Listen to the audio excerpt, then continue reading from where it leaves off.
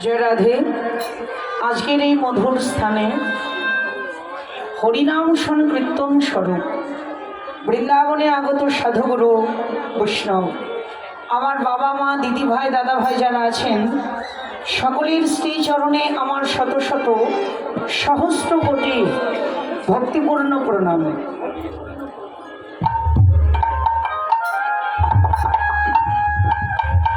জয় রাধে। হরি বল। এখন যে লীলা আমরা স্মরণ করব,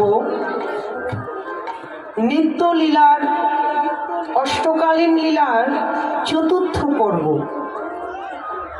অপরাহ্নকালীন লীলার উত্তর গোষ্ঠ বা ফিরা গোষ্ঠ। আজকের এই উত্তর গোষ্ঠ লীলা পরিবেশনার মাঝে আমার অসংখ্য ভুল ত্রুটি এবং রসাভাস কথা হবে। সবাই নিজ গুণে কৃপা করে আমার সব অপরাধ ক্ষমা করবেন। আবারও সকলের চরণে অনন্ত অনন্ত কোটি ভক্তিপূর্ণ প্রণাম। জয় জয়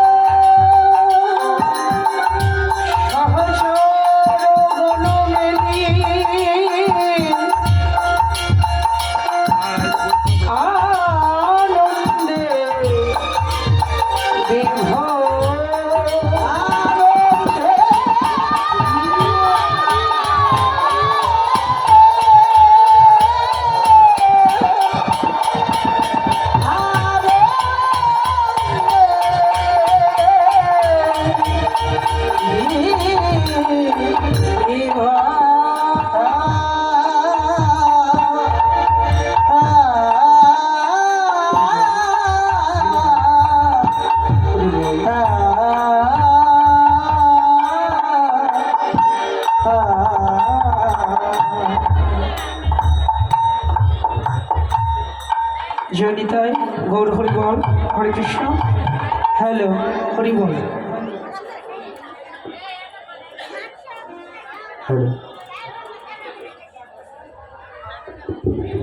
জয়নিতাই গৌর হরি বল। হরে কৃষ্ণ।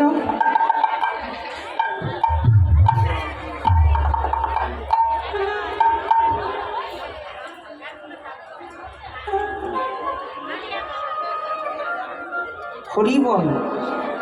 আজকের দিবা বেলি অবসানকালে শচীনন্দন গৌর হরি সুরধ্বনি গঙ্গা তীরে বিহার করছেন। ভজন দ্রষ্টা বৈষ্ণব গীতকর্তা আজকের গৌর লীলার এক প্রান্তে দাঁড়িয়ে গৌর হরির সেই মাধুর্যমণ্ডিত লীলাটা দর্শন করে বললেন, সুরধ্বনির তীরে আজ গৌর কিশোর, সহচর গণ মেলিয়ে আনন্দে বিভোর। সুরধ্বনির তীরে আজকে মহাপ্রভু ব্রজের ভাবে বিভোর হলেন। ব্রজের কার ভাবে বিভাবিত হলেন তিনি? বললেন গৌর আমার বিবাহিত হয়েছেন বৃন্দাবনের রসরাজ শ্রী গোবিন্দের ভাবে। এখন অন্তরে প্রশ্ন জাগবে, প্রভু নদিয়ায়, নদিয়া থেকে তিনি সেই ব্রজের ভাবে বিভোর হলেন কি করে? আমাদের প্রেম ভক্তির মহাজন শ্রী শ্রী ঠাকুর নরোত্তম মহাশয় বললেন, নন্দের নন্দন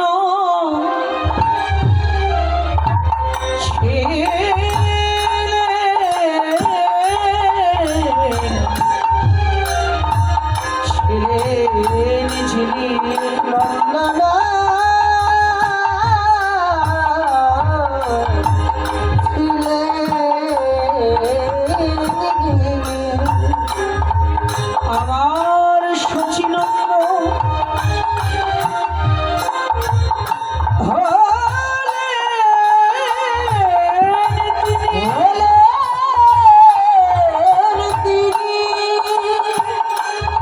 দাদা বলো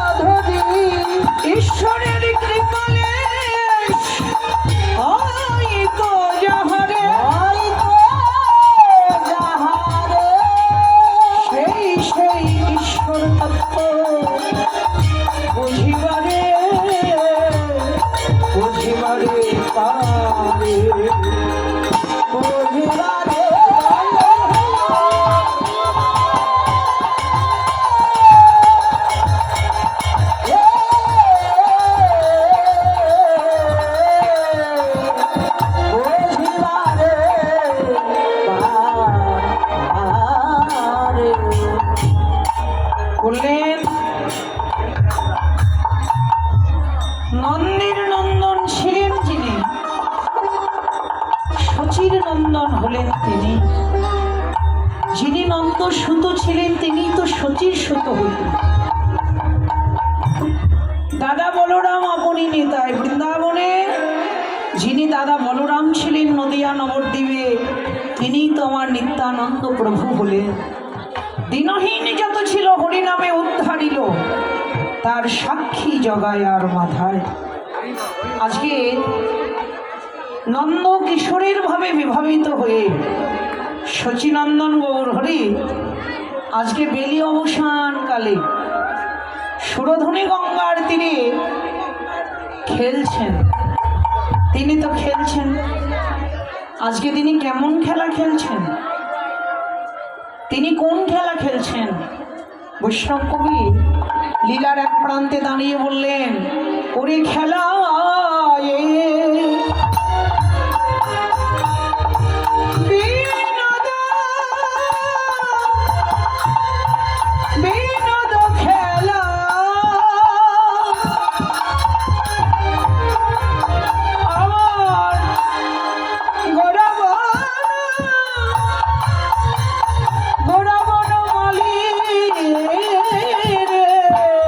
আর খেলা